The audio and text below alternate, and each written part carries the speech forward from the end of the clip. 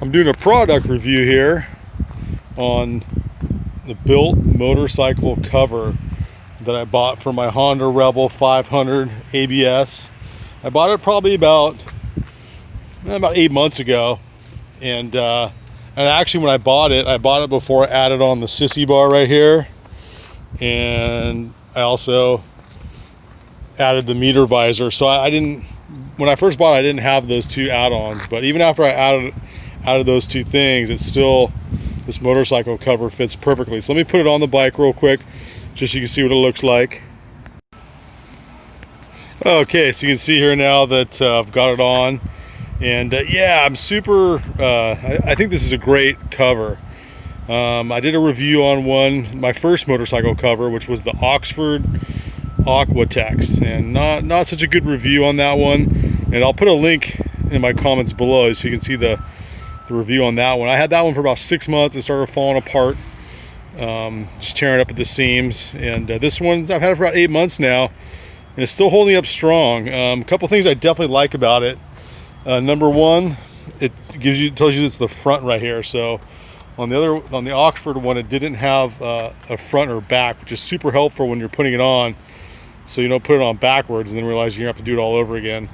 The other thing I really like is it's got little pockets here for the mirrors. So, and there's like little stretchy things, so it stretches out to fit different size bikes, but it's pretty much a perfect fit for the Rebel 500. And you can see I could get it to go down lower on the bike, but it goes all the way down, and it's also got these little S hooks, and I don't use them, but I mean that might be helpful in the wind.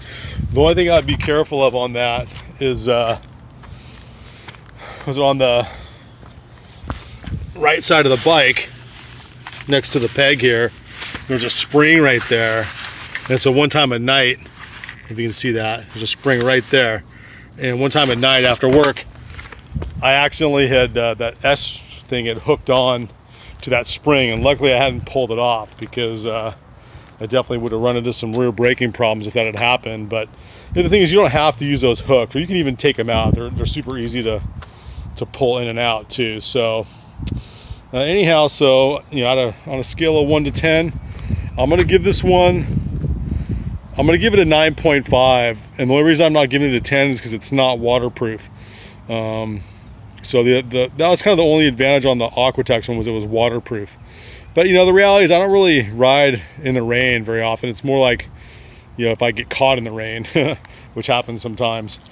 But yeah, beyond that, I couldn't find anything wrong with this cover. And you get about a year or so worth of use out of these guys before they start tearing apart, is what I've found. But this one's held up so far. I'm about 8 months in or so, and I'm sure I got at least a few good months usage out of it. And, I just look at it like, I mean, these things wear out, but it would have been, if I didn't put it on the bike, it would be my bike taking the beating, and my paint fading on my bike and stuff like that.